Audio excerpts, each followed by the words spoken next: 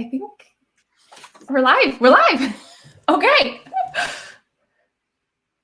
Hi, everybody. Thank you so much for joining.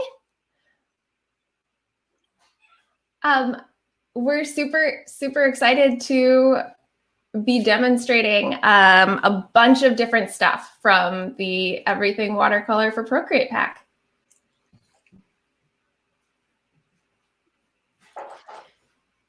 Cool.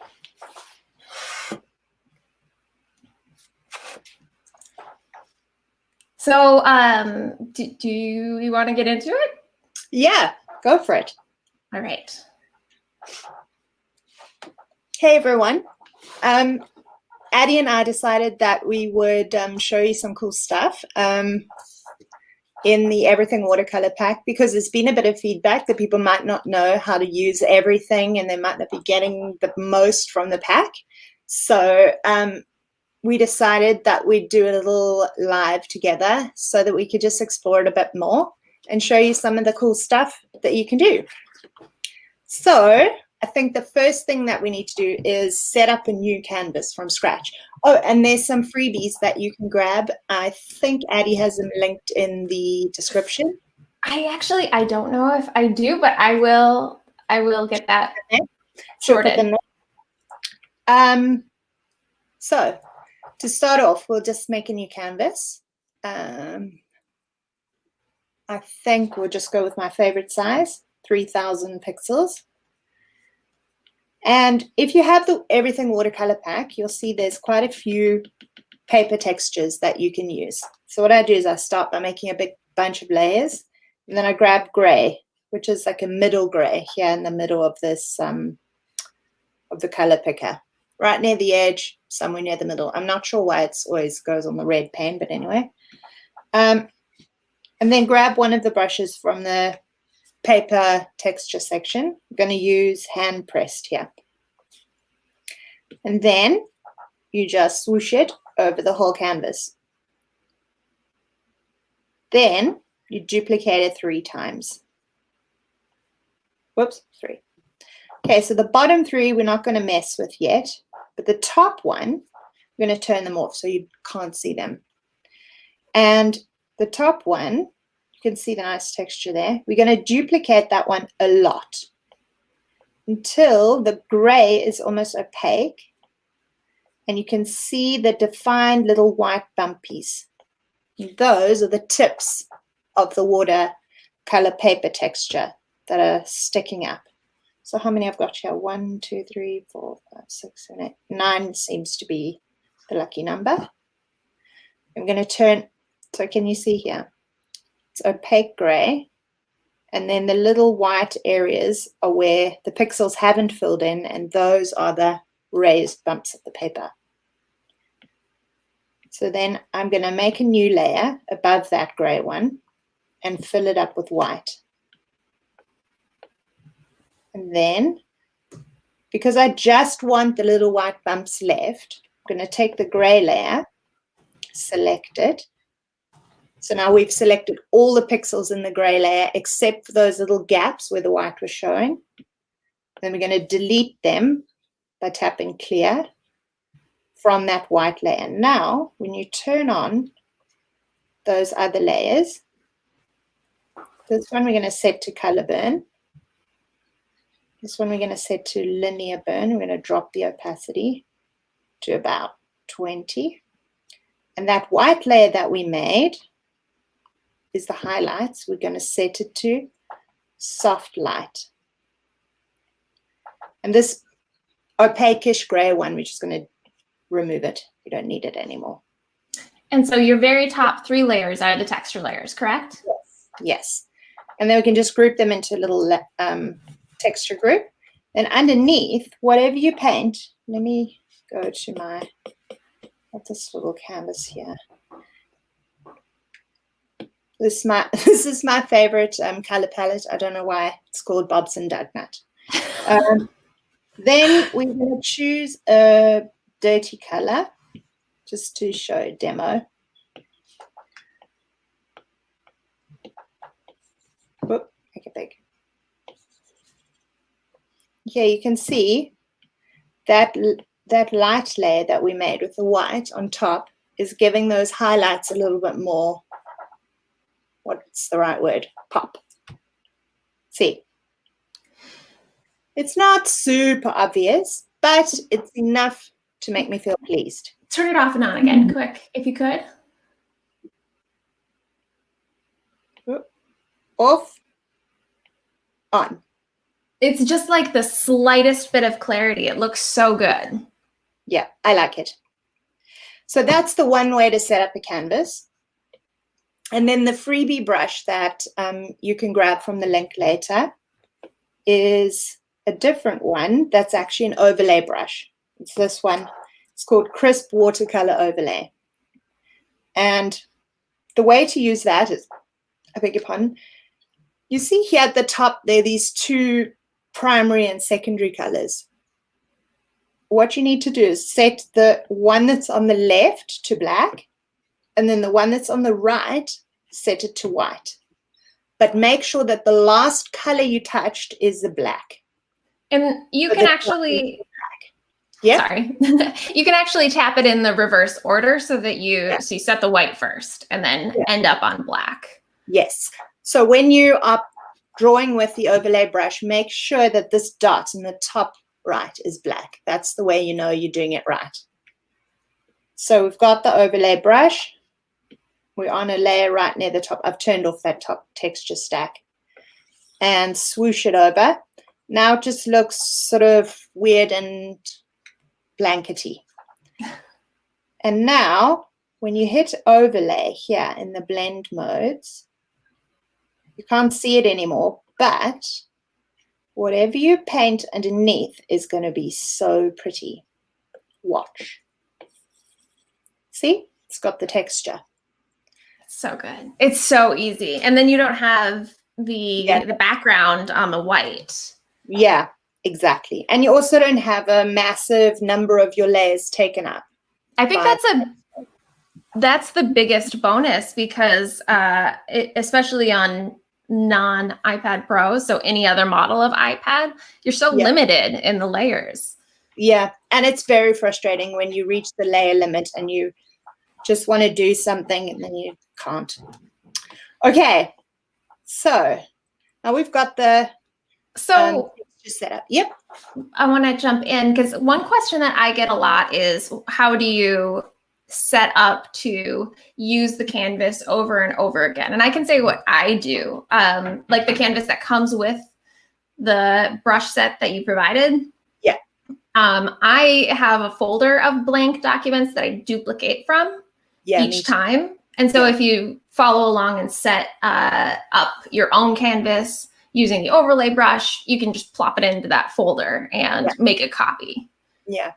And the nice thing about using the texture brushes instead of using a pre-made canvas is you can make that canvas any shape or size you want. You can have a long, thin canvas. You can have a tall canvas. You can have whatever shape you like.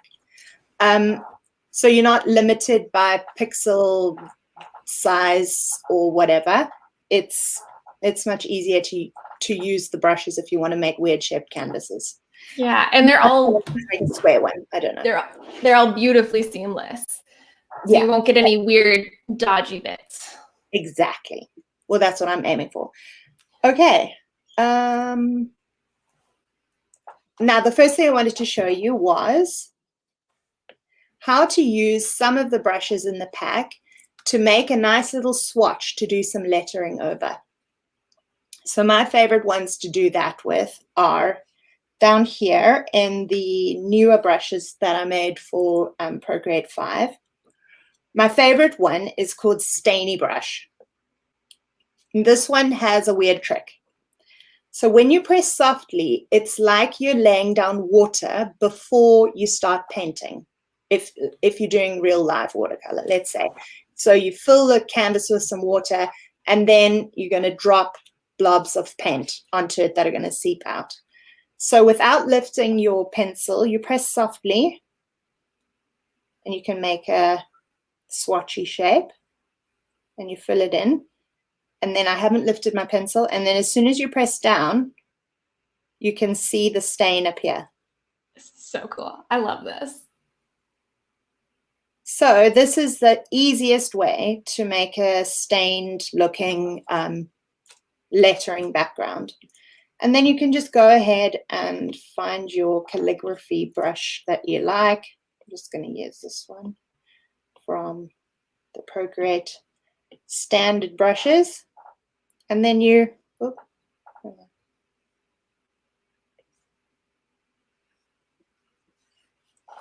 and then you can do your fantastic earth-shattering lettering on top of it.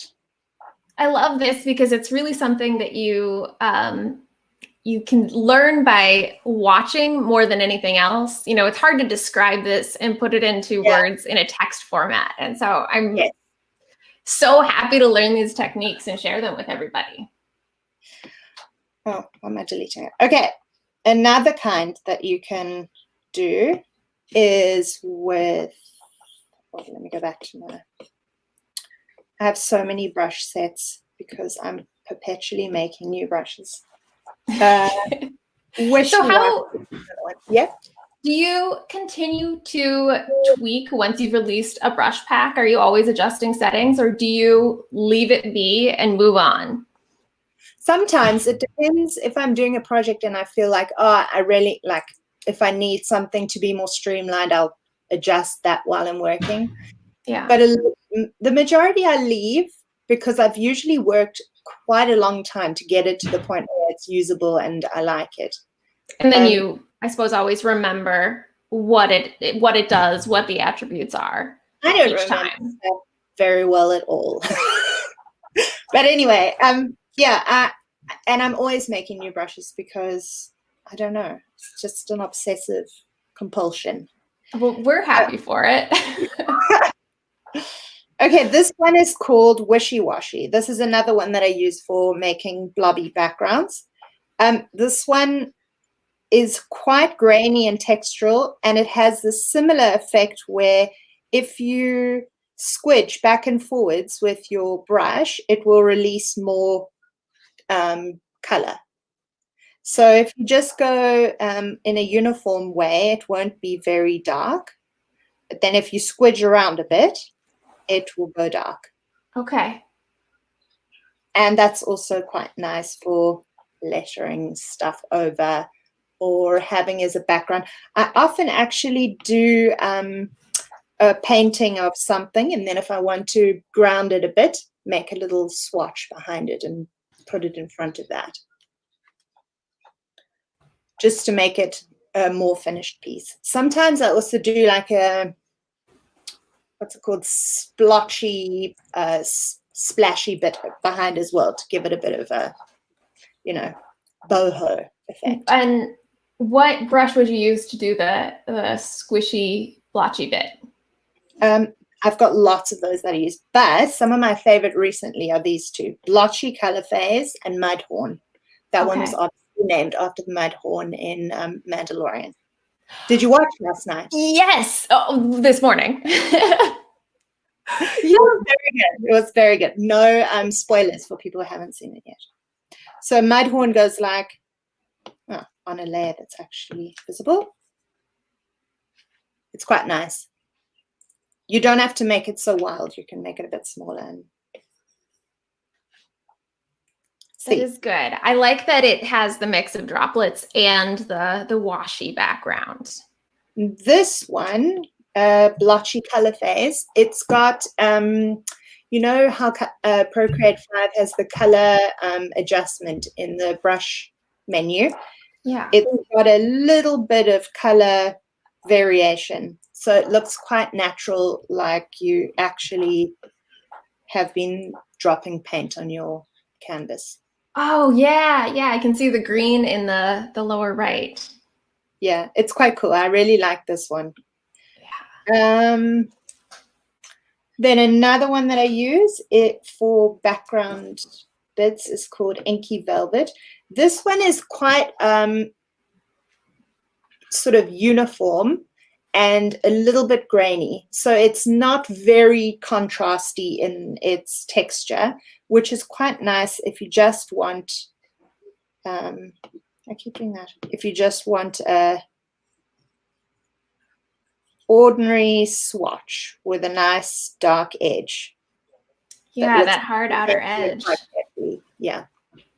I'm going to share this question here from Wendy, because I think it's really good about the difference between what you did just now when setting up the canvas and the paper texture layers that come with the canvas or the brush set. This little stack at the top here that I made, that I showed you how to make, that is how I made the canvas that comes with the brush set. It's the identical process. So I'm showing you how to do that, so that in the future, if you want to make a canvas of any size or any shape, you can actually set up your own canvas. It's identical, the same method. And because the set comes with a whole lot of different paper textures, you can set it up using any of these textures using that method. Because I think the canvas that you included only has 4 of the textures, 4 or 5, correct? Yeah. Yeah, it doesn't have all of them. It's just got a limited number of textures, but I included all of the paper textures that I use in the pack, so that if you want to set up your own canvas, you absolutely can. And then the overlay pack, or the overlay brush, which is one of the freebies, is totally separate. Yeah, it's totally separate. You can download that for free from the link. And yeah, the brushes in, I have an overlay pack. The brushes in that pack work in that same white primary and secondary color, and then you set it to overlay. So that's a different scenario.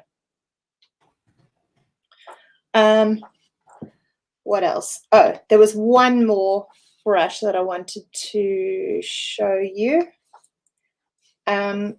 So it's just paint a quick swatch here with this brush called Inky Wash. It's a very sort of simple kind of brush to use. It doesn't have a lot of texture, and it's sort of a go-to brush if you want to paint shapes and flowers, etc. But if you set it really big, you can use it for a background. And so let me just paint that. I love the texture on this one. Then if you want to add more interest and darker areas, what you can do is use automatic select. Select outside of the swatch you painted. Whoops. Let's do less selection. So if you need to drag to the left to get the threshold to go to 0, so that you can select without selecting the actual swatch that you made. Then invert your selection, and then I'm gonna grab Pigment Bleed. This one is like those seeping bleeds that you would get from dropping a drop of watercolor onto a wet patch of paper. And you can add interest and whatever you want in your swatch. And then there's another freebie that you can grab today called Seep and Stain, which does a similar thing with a much more like creepy edges. Yeah, that's so realistic. You can do it less opacity if you want to make it more subtle.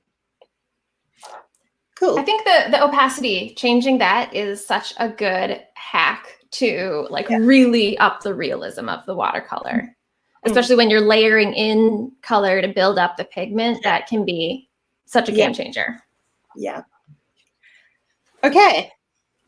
So, what else is I going to show you? So that's kind of a good intro to like wash backgrounds, and then some of the texture. What am I saying? The like broader brushes. Yes. Yeah. Yeah. Those. There are a lot of brushes in this bottom area of the brush pack that are really handy for doing big washes or big areas of color that you want to have a bit of texture in. So if you've painted, let's say, I don't know, a person in the foreground and you'd like to have some sort of interest in the background, like with a bit of a seep going away from her or a darker area behind, you could add interest with any of those brushes, just to, you know, flesh out your piece a bit. For sure. Oh, okay. Next, I've just looked at my notes again. These brushes here are called wet on wet. Those brushes are specifically designed to add that wet on wet texture to areas where you might have painted with a more flat brush and you're not seeing the texture that you'd like to be seeing. So let's grab something a bit flat here. Dark Edge Simple. That's a very ordinary kind of, I'll keep doing that.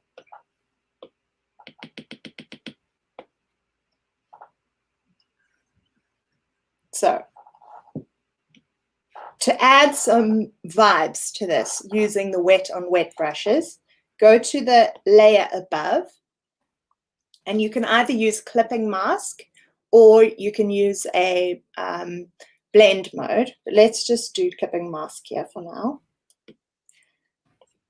Then we're going to grab a wet on wet brush. Let's use this one. And then, where'd I go? Right. Sorry. And then we're going to set the blend mode to color burn, linear burn. Why is it not showing up? Oh, there. Sorry. It's because I did clipping mask. And you can drop the opacity a bit if you want. And you can see the weird texture visible there. Let's show a different one. And so you could probably even do this with tonal colors, like a darker tonal color to get. So let's say I'm going in with like a weird greeny color. And it gives a sort of realistic bleed effect and a texture at the same time. That's good.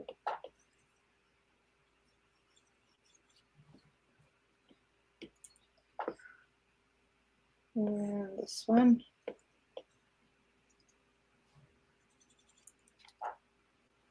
See, it just adds a little bit of realism and with some watercolor vibes. Okay. Vibes. Now, what else are we gonna? Oh. Do we want to jump into some florals? Okay. Let me just get rid of these.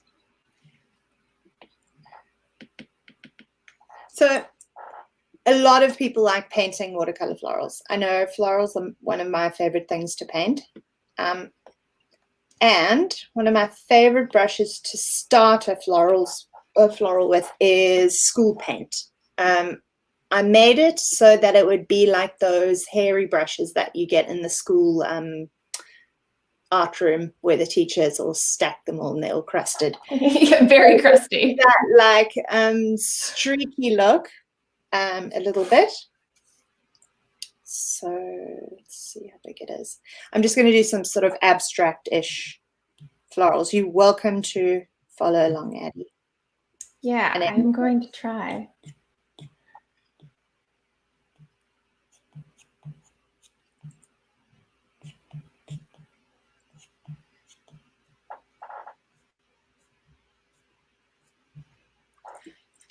There we go.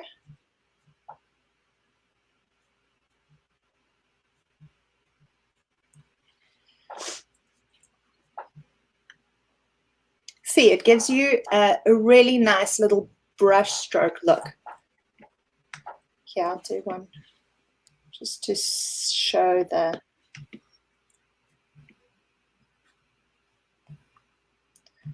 You can see it's got. There's so much texture. Yeah, it's got that look of a brush just going squidge. And it's quite easy to paint little florals with this. You can vary the size.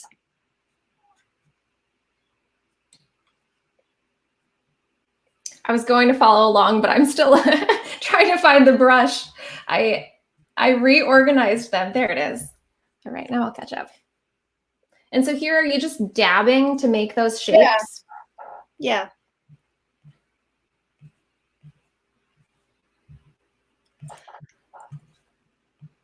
How do you stop yourself from, because when you paint florals, you have this beautiful, like looser style. And my question is, how do you stop yourself from like deep diving into the details and trying to like perfect everything? How do you loosen up? I actually have this theory about this. I was listening to my husband talk about tool making and engineering with his team the other day. And I thought that is so applicable. They were talking about how if you spend 6 months making one thing, by the time you get to the end of 6 months, if it doesn't work, you are never going to scrap it. You're going to try and polish that turd because you've invested so much time in it. But if you go iteratively and you go, is it working after 1 week? Is it working after 2 weeks? Is it working after 3 weeks? And you have the clarity to go after 1 week, go, actually, why don't we try something else? And then after 2 weeks going, oh, we can try something else. Because you don't have that 6 months of invested time that's holding you back from going, this isn't working. Yeah. So I think checking in the whole time, frequently going, does it work, before you've invested 3 hours? Because after you've invested 3 hours in a piece, there's no ways you're going to throw it away, even if it's hideous. Yeah. It's true, isn't it? And it is a lot harder to see progress when all of your time is spent on one versus 10. Yeah.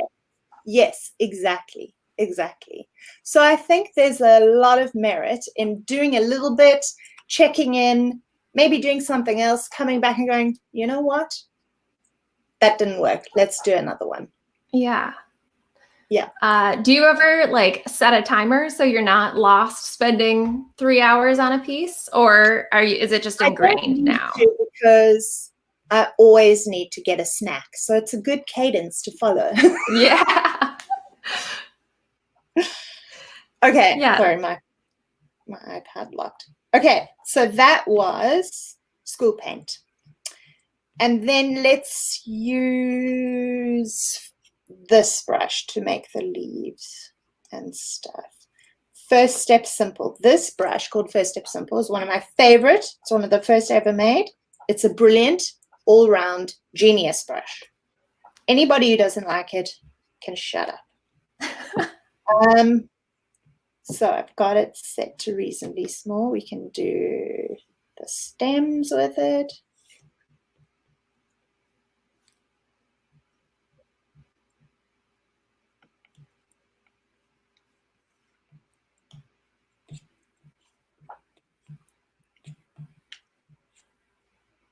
And it's really nice because it goes thick and thin, and it's very versatile.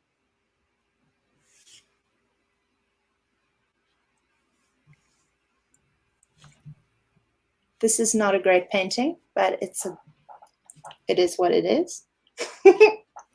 Okay, and then another brush that I use very frequently for smudging is Stubby Smudger. My autocorrect hates me because it doesn't know what I'm trying to say whenever I type the word Stubby Smudger. And that one is basically my go-to smudger for most smudging in Procreate Watercolor. Because as you push down, it feathers as you go. I don't know if you can see that. Let me just show you here. It just looks like real water. Yeah, it's really handy. So if you want to make it look like everything's sort of bleeding, this is a really good one to use. Another smudger that is brilliant if you want to create that effect where you've got a dark area and a light area, and you want the dark area to go into the light area. The smudger that I would use for that technique is called push down for water. So I'll show you how that works. So let's say in this little area here, see it kind of creates that a drop has happened. Oh, yeah. Oh, that's very cool.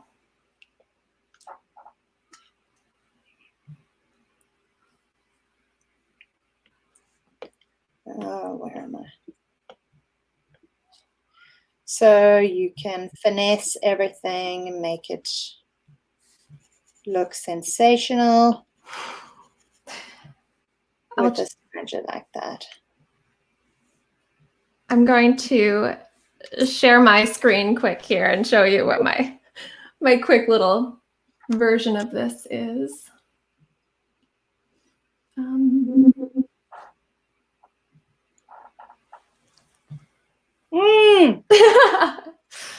Beautiful, instant beautiful. So I haven't smudged yet, but this was less than a minute. Yeah. And it's very watercolory, and there's hardly any farting around with adding things. It's very easy to do. Yeah, I didn't futz. All right, I'm going to switch back to you.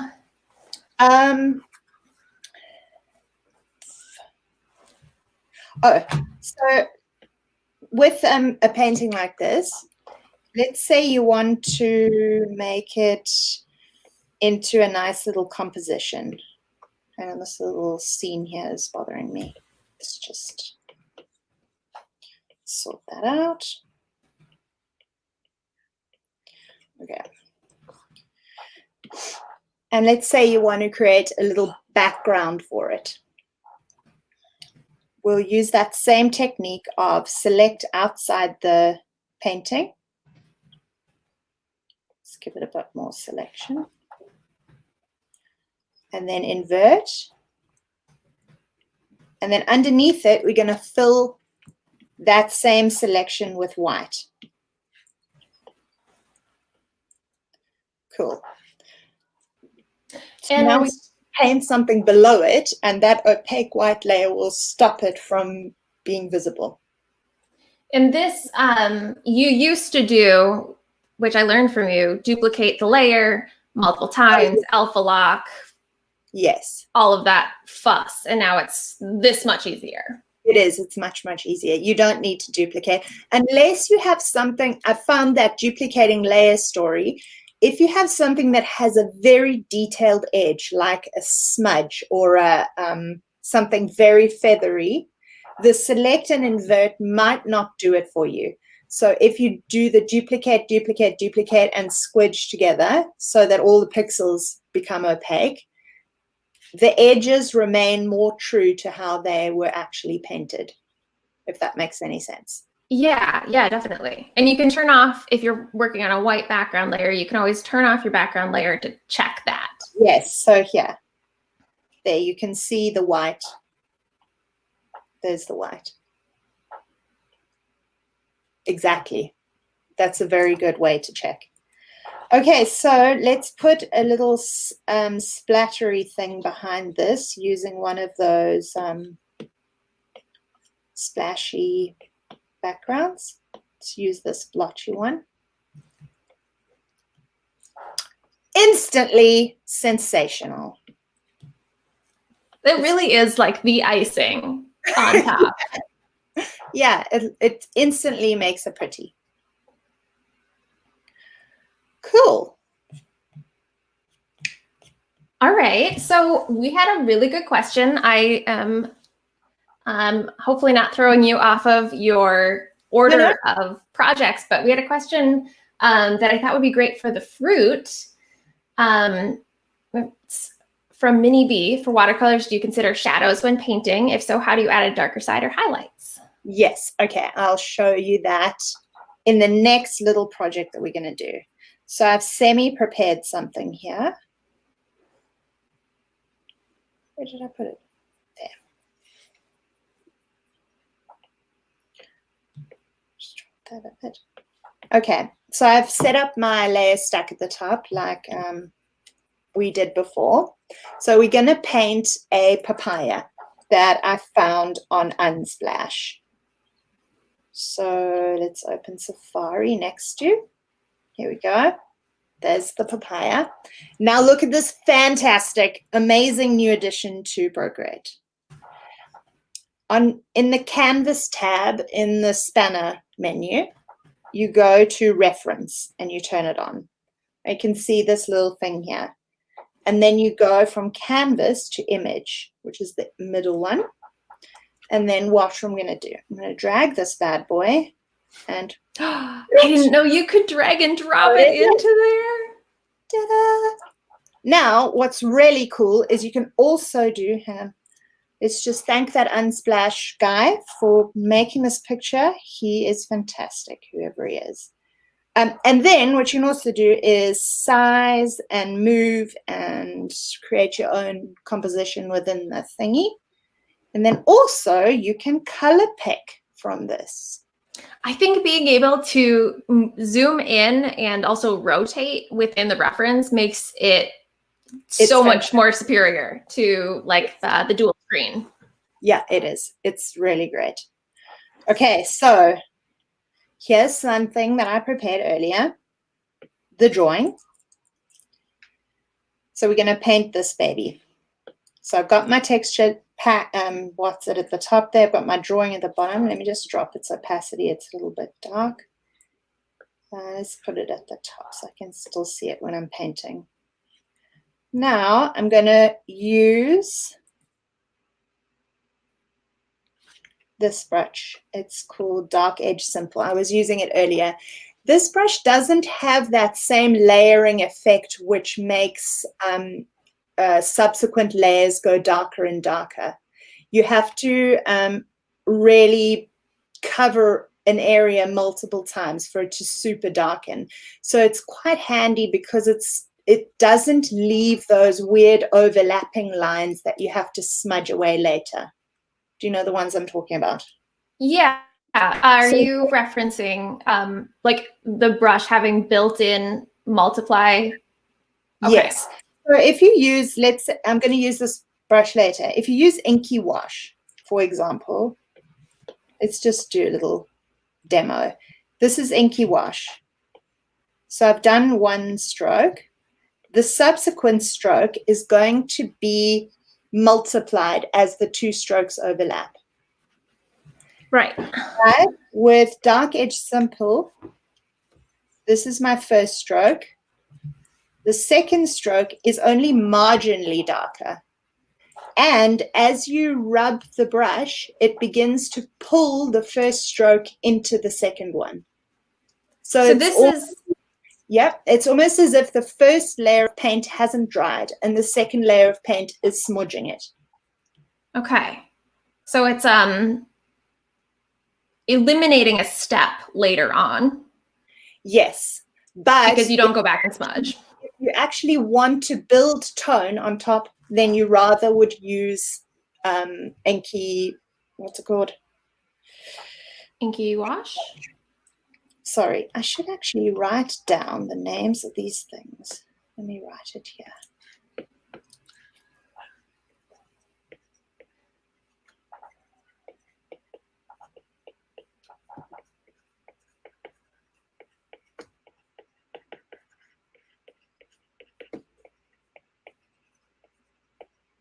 Okay.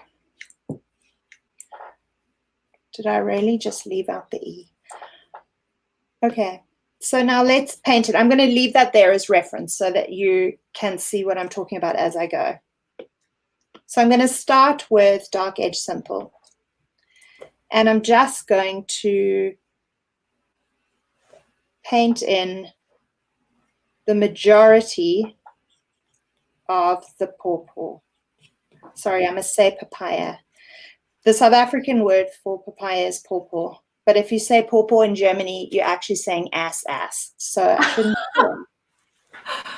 Popo? Like P-O-P-O? No, P-A-W, Pawpaw. Oh, well, some people, you know, in the US, they would say pawpaw, which is like a word or a name for a grandfather. Oh, really? Oh, Yeah. like, yes. No, this is a little bit different. There's this skin cream in Australia called pawpaw cream, which is alleged to be made out of fermented pawpaws, and it can heal anything. Ooh. So I can hook you up if you want some. Okay, so I'm going to go in with maybe a little bit of a pinker color. And I don't know if you can see, but this brush, if you press hard, it goes dark. If you press softly, you can feather out the edge so that it disappears to water. That's so cool. Okay, so that's what I'm doing here. I'm going dark and then I'm feathering it out. This color's got too much black in it. What color picker do you like? So I mostly work from color palettes, and then as I need to adjust them, I'll use the values. There's something about being able to enter a percentage. I'm not a mathematical person in any way, but being able to enter a percentage is very satisfying for me, and to just know the percentage of light to dark versus saturation. Don't you love the new thing in the transform tool where you can actually enter a value of the size? I do. I was like, Procreate, you have made my day. This update was so good. It was very, very comprehensive and amazing. It was amazing. I could have spent days just fiddling and farting around with the different stuff. Yeah, there's still so many things that I haven't played with. The face paint, for one. Well, I mean, that doesn't really tickle my fancy. I mean, yeah, I'm sure there are people who are face painting themselves to death, but I'm not one of them. The front facing camera, I can't do it. It always takes me off guard. Don't you hate it when you FaceTime your mum or something and then you press it on and instead it shows your face going? Yeah. Yeah, I'll do the same thing when I go to do an Instagram story. I want to take a picture of something and it's my face. Oh, not that again. Okay. Let's do these weird little squibbly bits in here.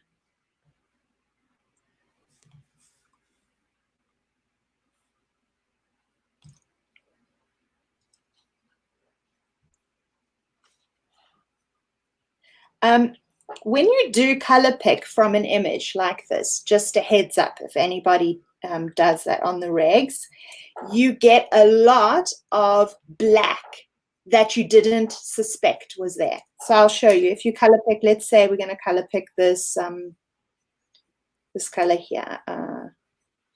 There. So what looks like really bright orange. Then if we look in the color palette, you can see it's actually got quite a bit of black in. This slide at the bottom will show you where the black value is. So it's actually got more black in it than you'd think. So when you paint with it, it tends to look a bit cruddy. Yeah, that is so interesting. And is it, do you see a difference when have you tried side by side with a reference image versus when it's pasted into the canvas? Oh, no, actually it's the same. Pasted into the canvas or reference image, it's the same. Okay. It's because when you look at a photograph, you actually are seeing the contrast and not the true color value. Oh, do you know yeah, of course. Your eyes aren't telling you the truth. They're lying. And I suppose the color picker is looking at one pixel versus the sum of everything like our eyes are. Exactly. So this is looking okay. And do this bit here.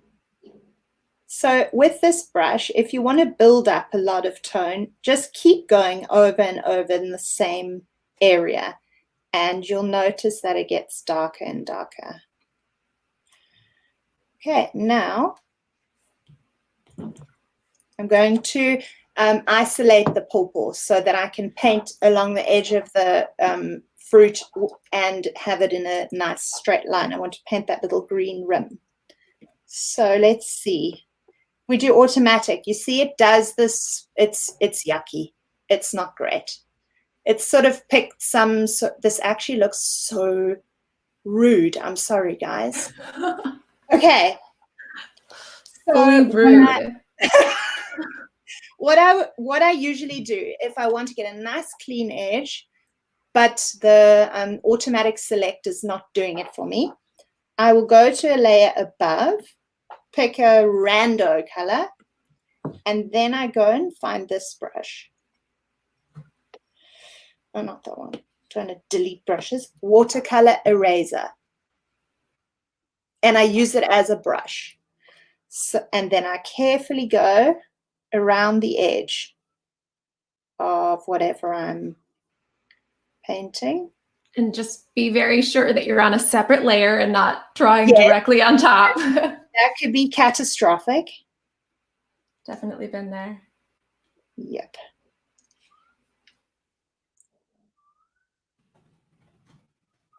So this is pretty much what you would do if you were cutting something out in Photoshop or whatever. We're just doing it in reverse, and we're making a positive mask of the pawpaw.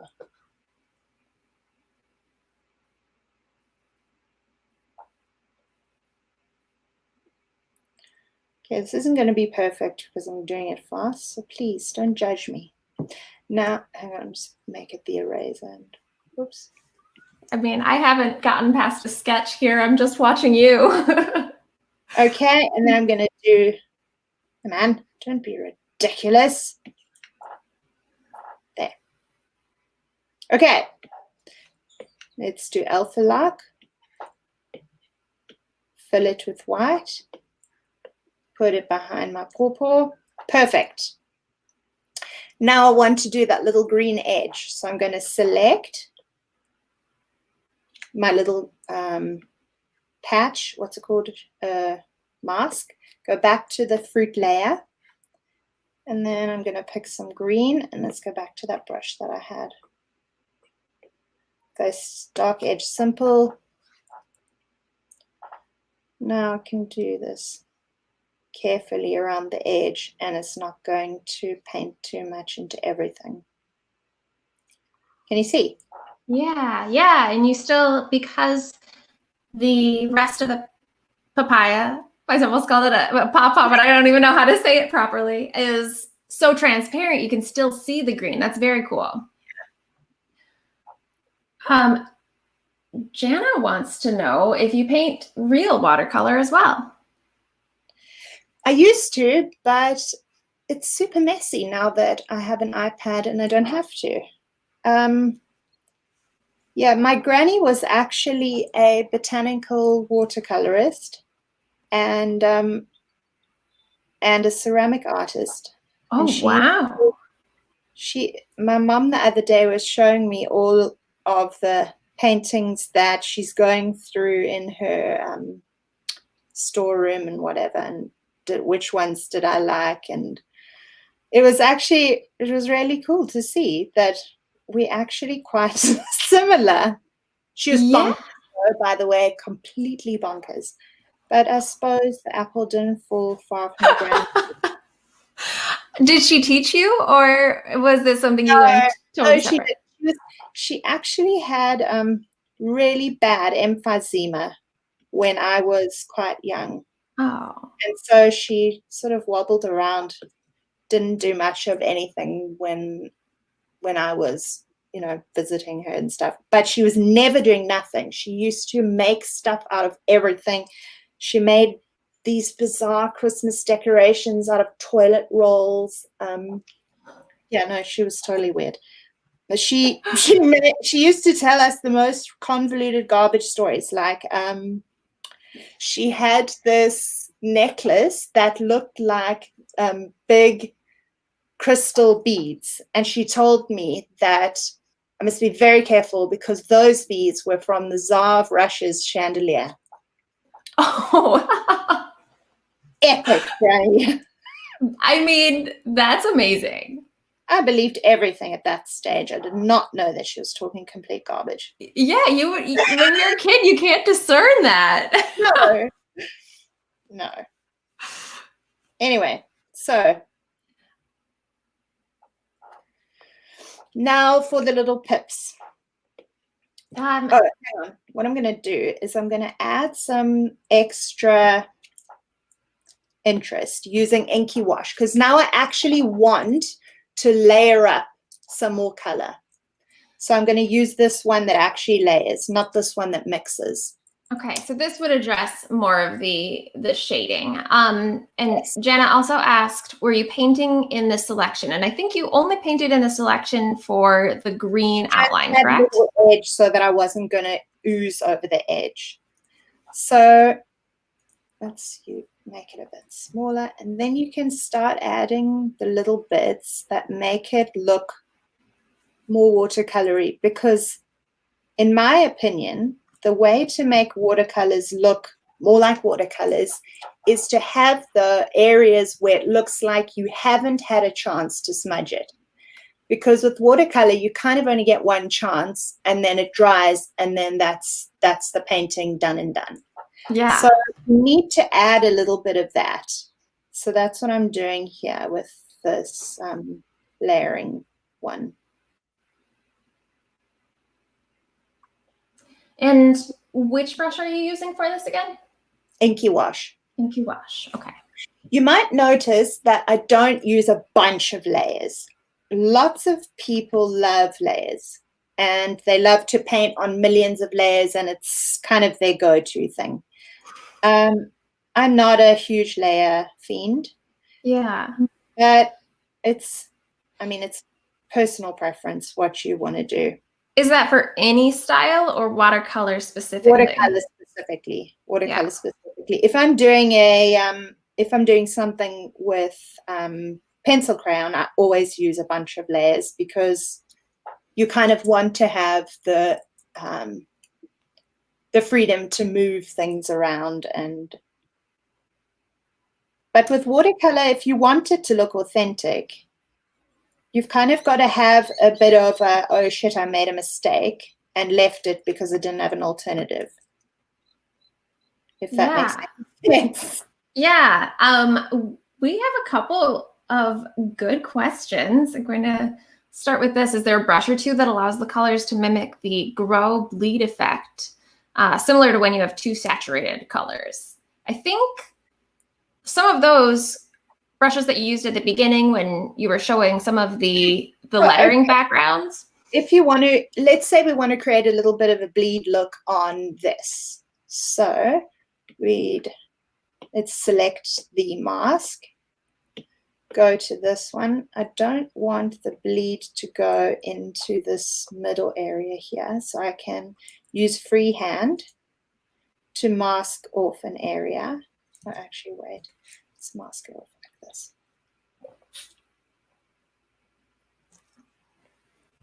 This is actually a really nice trick to use.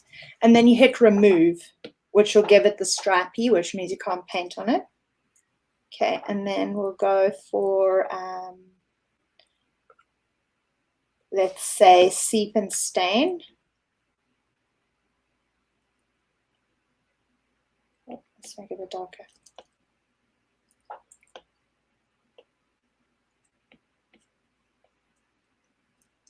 Is that what you were? Yeah, I think that answers your question.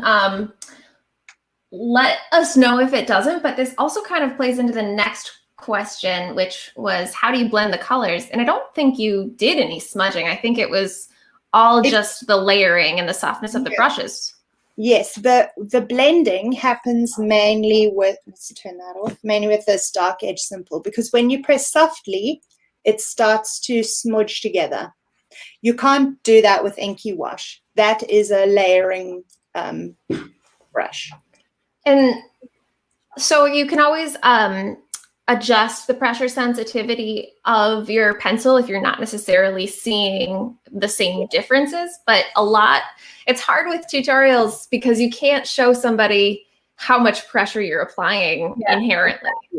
My pressure curve is this one. super basic.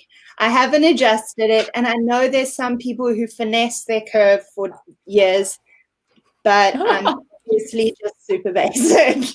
Yeah. Okay, so then for the pips, the brush that I'm going to use is, well, let's first fill in the whole background over there, because I feel like if I draw the pips now, they're just going to look like black dots with white background. So let's just give this a bit of a background. Now I'm doing this without lifting my pencils so that this brush stroke doesn't layer another darker patch. But if I did lift my pencil, it wouldn't be the end of the world, because I could just smudge that away using the smudge tool. I like that you still get some variation in texture within that single brush stroke. Oh yeah, you do. Yeah. Cool. Okay. Then for the pips, I really like to use this brush called Pigment Bleed to make little dots on things. It works beautifully because it creates a little, I'll show you, a little seeping little dot that has a slightly darker edge here. And it just looks like you've gone with your pen. I mean, paintbrush. Okay. So I'm going to paint my little pips. Now the trick to make it look not flat and junk is to vary your opacity as you go. So look here, let's do a demo of not varying opacity. That looks super robotic and boring, hey? Yeah. But if we just vary it up a bit,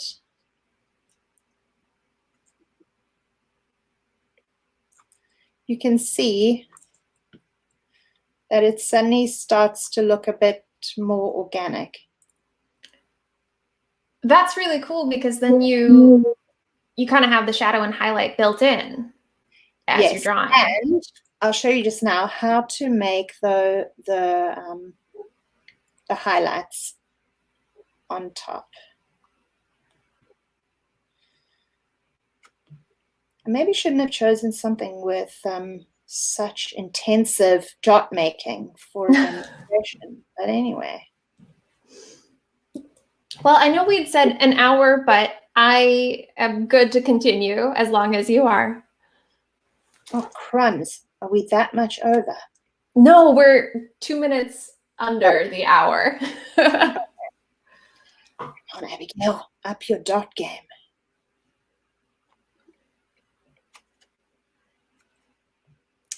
You are getting requests for these to be in Photoshop.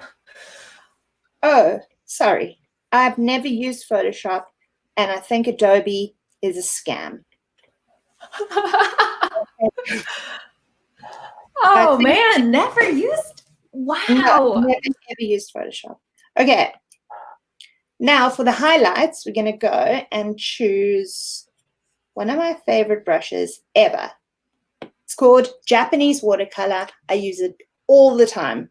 If you watched my live with Design Cuts, you'll know it's like my go-to. It's such a good Now brush. we're going to make the highlights on the little, the pips inside the pawpaw. Oops. So you're using this on the eraser tool. Yes, sorry, I didn't mention that. I'm using it as an eraser.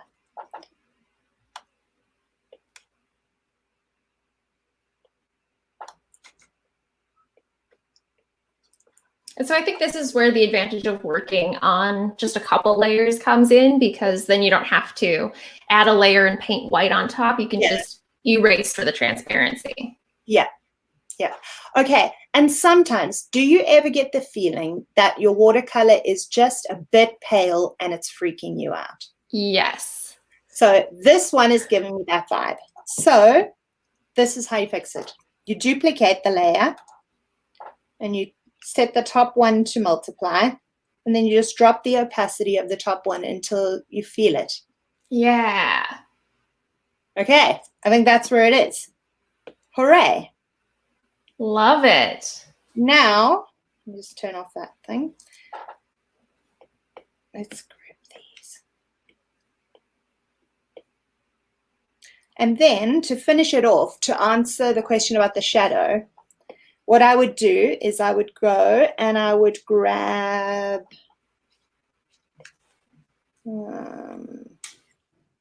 push down for color. And I would have a dark color, so I've got the same color that I used for the little dotty doodads. And I would just, whoops, make a little bit of a shadow.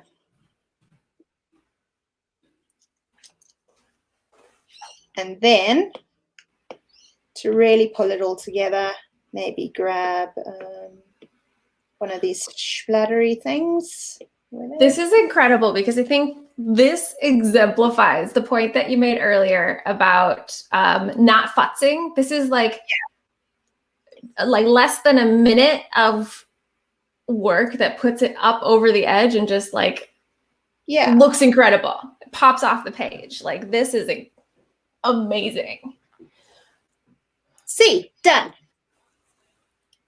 So good. Cool. Okay, and there's one last thing I want to show you. People of YouTube who are watching, please stay tuned. I hope this hasn't gone too long. Let's just close this out. Come on. Okay. This is the easiest way to make an instantaneous landscape that will make you feel so happy. Go and grab Stubby Smudger as your brush tool. Okay, and then paint away. And you have your size set pretty sort of somewhat medium. large. Yeah, medium.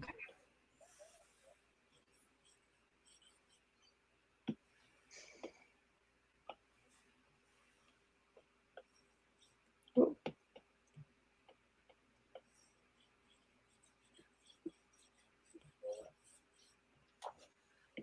Let's go back to here. There we go. Landscape instantaneously. This is what I feel like the secrets that we promised when we were promoting this session. These kinds of things, like you wouldn't have guessed to use the Stubby Smudger as a paintbrush to paint a landscape. Yeah. So if you stay tuned until the end, you get the goods. There we go. And it looks similar to those kind of landscapes that watercolorists do, which look like you could never produce them on an iPad. That is fantastic. I will share my screen to show you mine. Let's see. There's mine. I'm not sure what's up or what's down. Awesome. Oh, just a handful of strokes. But like, it's so cool to see. Let me grab a different color to point. Like the darker bit at the bottom here, and then it just is this beautiful seep up here. That's so cool.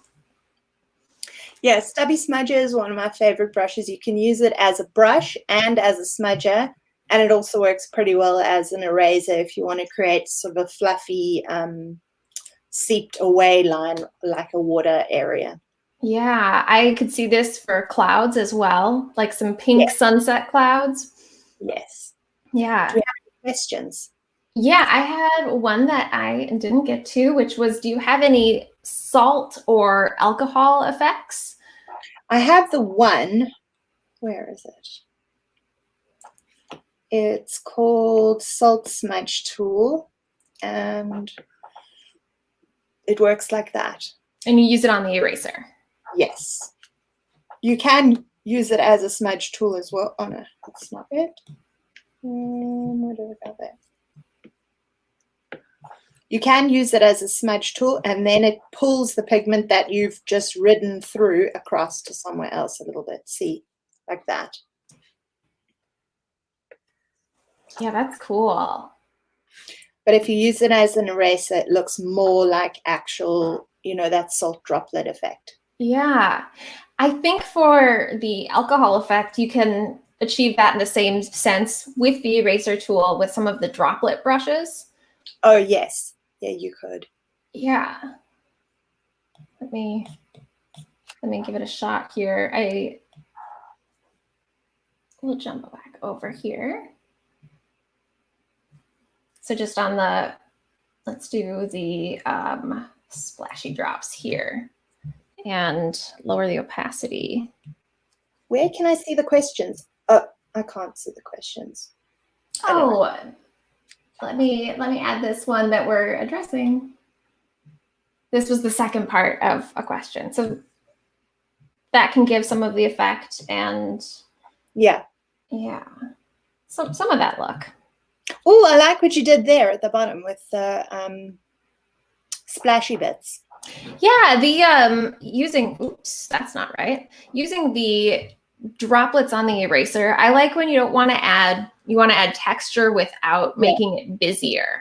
Yeah, so using it with the eraser, and even the that with so with the wet on wet, you can do that really effectively with the wet on wet brushes. See?